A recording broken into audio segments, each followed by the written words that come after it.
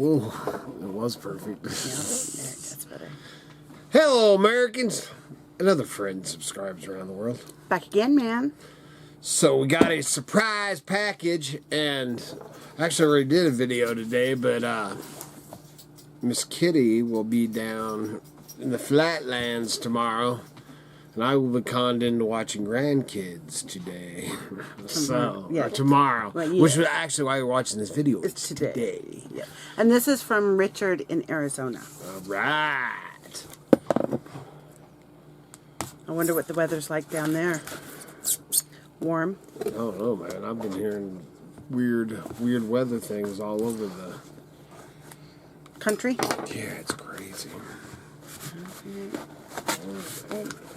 Oh, I guess it goes up. That's what I was kind of looking. I was going, she's destroying the box. She usually don't do really? that. I can reuse that. She usually reuses that. There we go. Now it should open better. There. And in here, oh, there's a book. Whoa, dude. There we go. That, you wrote me about this. This is I don't know. He doesn't have his eyeballs. He just wrote me about that. Asked me if I'd heard of that, and I'd never heard of that. This is a story of a young couple's experience, disheartening hardships, and hilarious incidences. Hell's Canyon. Yeah. Snake River. He just told. Thank you very much, man. I am so excited to read that. And it's by a family member or something. By a family? Yeah, from Bonnie yours? Sterling. No, not mine. The Sterling Years. By Bonnie Sterling. Yeah, but maybe she's one of the. Yeah, by Bonnie Sterling. Young couple. Oh, so it's not her that wrote it. They're one of the. You'll have to read it. And author find out. is still a lively source of the Snake River lore. Floats in river regularly near 50 years ago. This, dude, thank you so much. Man, he was, we were talking about, so yeah. A little note on the inside. We'll find out right now. It says, hey y'all, love your channel. I read this book several years ago and thought of it when you mentioned one of your videos that you like to collect stuff about Idaho. So here you go. I don't know if you have read it or not, or if you already have it. I do not. And I'd never heard of it when you were telling me about it. But it's yours to keep or sell. I won't sell it. I won't sell it. Keep up the good work with the videos. I came to Idaho about 5 years ago, went up to Whitebird, and spent the day talking to the local guy there in a restaurant. Then went gold panning down on the Salmon River just north of Riggins. Got more color in my pan there in one shovel full. Them 2 days of hard digging in Colorado on Cache Creek. Yeah, there's quite a bit. We haven't got the pan as much as I'd like to. Some really nice photos in there too. You enjoy the book. It does have some treasure. Oh, that's what we're talking. Treasure stories. It does have some treasure stories in it. Keep up the good videos. Enjoy, Richard. Thank you so much. That's cool. We can put that right. I'll use that as my, your bookmark. My bookmark. Thank you so much. That's crazy. That picture. I was just recognize it? Yeah, just here recently on an Idaho site in one of my one of the Idaho sites on Facebook. And I seen that picture. Oh, dude, I'm excited. Yeah. Maybe the grandkids will let you read tomorrow. She's so funny, man. No, my wife likes when I read because then he doesn't harass me about about her reading. Oh, dude, I am super, super, super excited about this. Man, this would be great. I love these kind of books, man. Thank you very much. I'm excited. So now we'll be losing Miss Kitty, and with any luck, we'll be heading down with the kids to work on Wood City.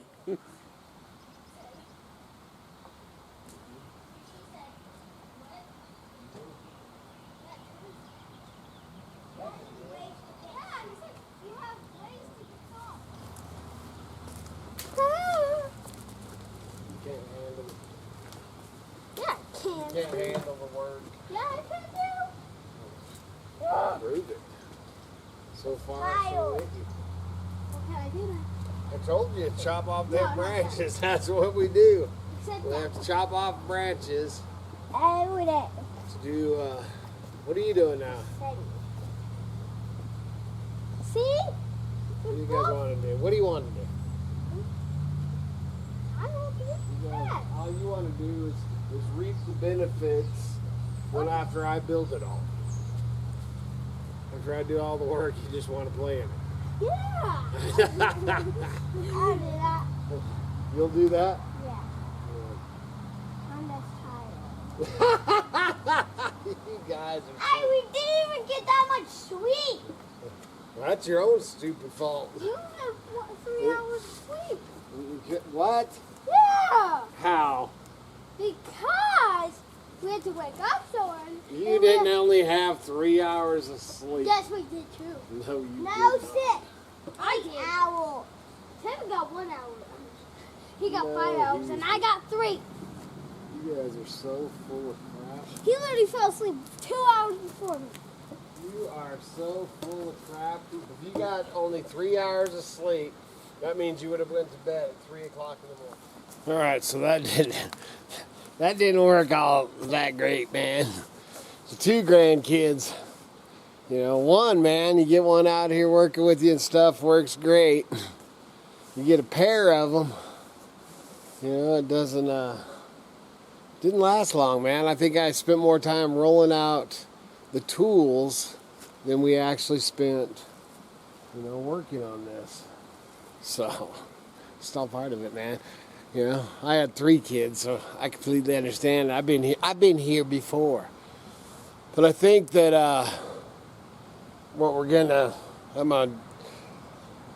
you know, here we go again.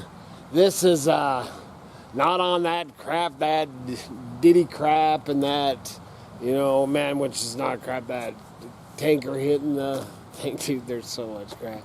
But this morning, well, actually last night, I started listening to a podcast on it. I've been hearing about it. And then I started jumping down it's not really a rabbit hole, but going down the hole today on Oregon shutting down all this, you know, all these small farms. They're getting ready to attack the gardens pretty soon. You know, oh my Lord. You can't even make this crap up, dude. There's so much going on and so much, everything falls back that they're trying to make us eat bugs and, you know, you will own nothing and be happy. They're really trying to head towards that, but we're going to go back up here in the woodshed, man, and, all right, man, so this is kind of a different deal, but I'm actually going to do an update on this video before you even see it.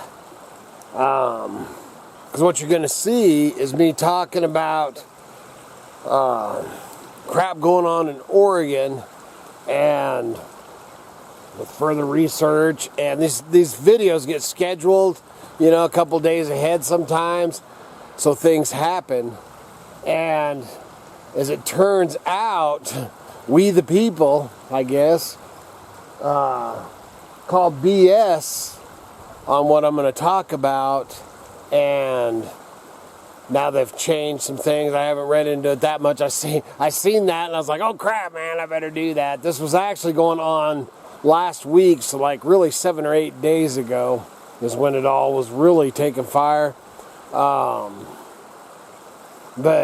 dude, I don't trust these mothers at all, dude. So I don't, you know, just because all of a sudden they're like, oh no, well, we're going to change that. We're going to do this. We're going to do that. That's, yeah. Well, watch them because they'll be sliding this stuff through. Thank God that at least for now, like-minded folks and we the people can talk to each other, and they're going to put a cease to that eventually too. So, but this is an update. So what I'm saying is look into where we're at with the Oregon stuff now, but I don't think it's over. The one thing, man, I was going to mention is on that book that I got at the beginning of this, which I actually opened it up last night.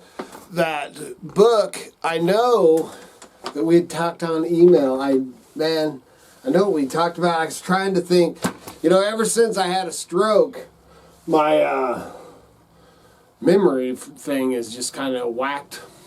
It's getting better than it used to, or than it was, but it's still kind of whacked. But I know that we had talked on emails, man, and I spent, a gob of time last night trying to find that dang email. And I get so many emails and texts and, between Facebook and YouTube and private messages and all that, it is overwhelming sometimes. Anyway, man, so over to this Oregon stuff. This stuff concerns me more, and for, I lived there 3 years, I think. I went down, lived for a year, came back for a year, and then went back down for a couple years. Living with my dad in Sam's Valley, which is outside of White City, Oregon, and I don't know what it is, 25 miles or something to Medford. And, lived in that area for just a few years. Yes, the Idaho Hillbilly actually left Idaho once. Not for very long. But, anyway, so, and not only that, Oregon's right here, dude. Oregon's, to get over there, you got to go either up the highway or down the highway.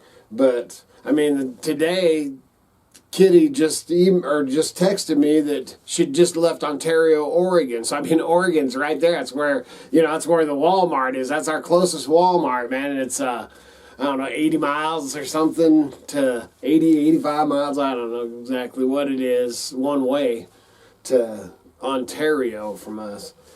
So Oregon is right here, man. Which, man, we won't get into that. I ain't even going there. Anyway, so I'm going to read this. This is just one of many articles I've been reading this morning. So we're going to read this and share this just to get it out there. Dude, it's bad, man. Oregon shutting down gardens and farming to save something. Looks like an Oregon law passed in 2021 is now being enforced to shut down small farms and homestead gardens. Yes, banning food to save the people. Or something. Oregon, often praised for its lush landscapes and agricultural heritage, is now embroiled in a controversy a small family faced unpredictable challenge. Under the guise of environmental protection and water conservation, state authorities are wielding regulatory measures to shutter these farms en masse. This assault on Oregon's small farms not only threatens the livelihoods of farmers, but also raises fundamental questions about food sovereignty and individual freedoms, targeting family farms. At the heart of the issue lies Oregon's aggressive regulatory crackdowns on small family farms. Bureaucrats have resorted to labeling these farms as concentrated animal feeding operations, CAFOs, it's in parentheses, utilizing broad definitions that encompass and even modest homesteads. This massive misclassification, dude, I can't read today, man. This misclassification serves as the pretext for the closure of farms deemed to violate the environmental standards, mislabeling small farms, defining CAFOs. The state's definition of CAFOs, characterized by its vagueness and overreach, has sparked widespread outcry among farmers, the legal experts alike. Even homestead with minimal livestock and pasture areas are falling prey to this arbitrary classification, facing the threat of closure and punitive measures. Broad definitions and legal challenges. I don't know if I need compliance costs. It's like $100,000 was one thing that I listened to last night, and that was if you had, say, you put a gravel patch, you know, to frickin' to shave your sheep, you know, because you didn't want to be out in the weeds or whatever. Even if there's gravel in your driveway. If there's gravel in your driveway or there's a concrete slab that you milk on or whatever, man, you run your pigs on, you run your chickens on or anything like that, then they want you to do this, and it's about $100,000 to do it. Just had to throw that at that's for. When I was about 8, we spent the night at my uncle's ranch in Medford, Oregon. He had one cow used for the family milk and a horse. That's where I learned how to milk a cow. He would be subjected to these regulations for one cow and a horse. Like California, Oregon has now claimed all water as public waters. Your well, too.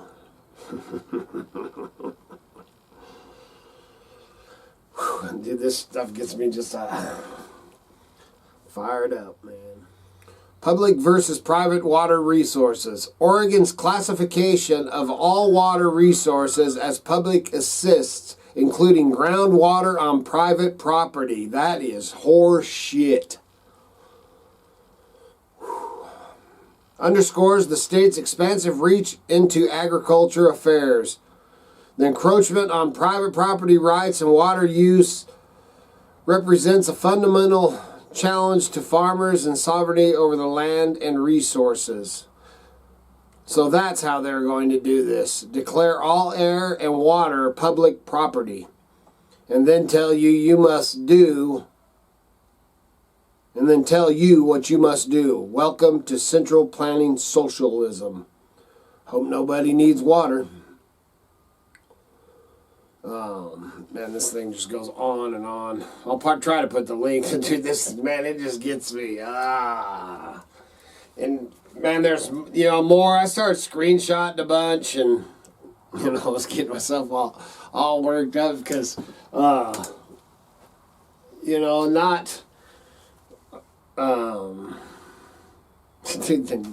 not there ain't enough crap going on in the world. But this is government overreach. This is ridiculous. And California's doing it. Now Oregon's following. Washington will be there. I'm really curious to see how and what and why, and I got friends and stuff that live in Eastern Oregon. Eastern Oregon's the part of Oregon that wants to, be, what do they call it, the Greater Idaho. They want to join Idaho. They don't want to be Oregon no more. I don't blame them. Oregon, I can't remember where it goes to, but I mean, basically, it's that northwest chunk of Oregon, down to about Salem, maybe Eugene, everywhere from over by Medford, man. Like I said, man, I lived in the country, man. We lived on the Rogue River, on a ranch. It's all farmers and all. Oh, Lord, dude.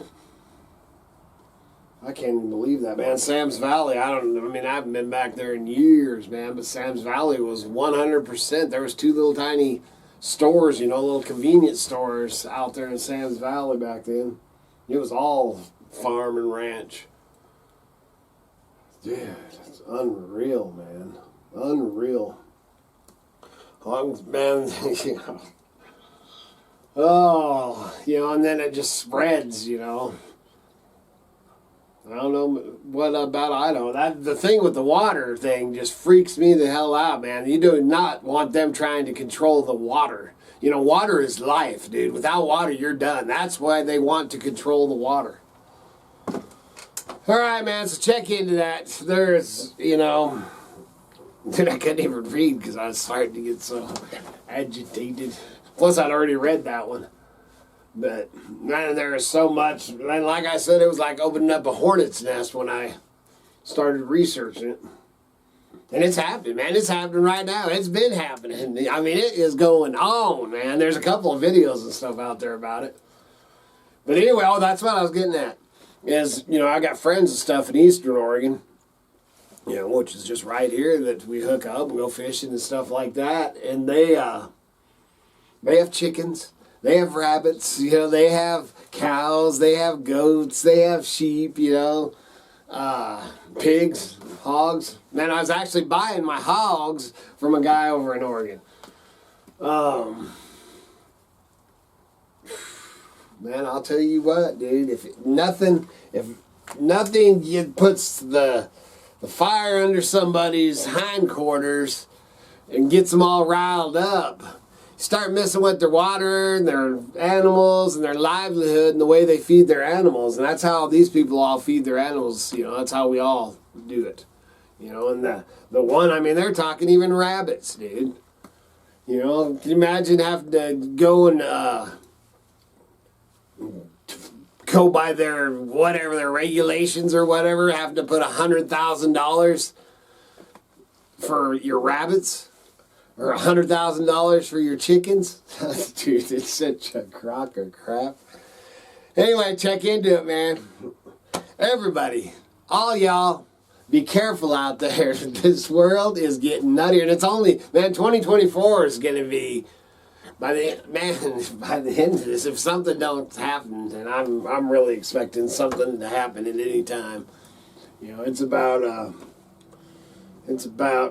bubbling up like crazy. And then 2024 is when they're talking about really coming down on the gardens. I didn't even really go into the gardens other than what I read, but they're talking about you know, doing a way you can't even be growing tomatoes and stuff out in the back.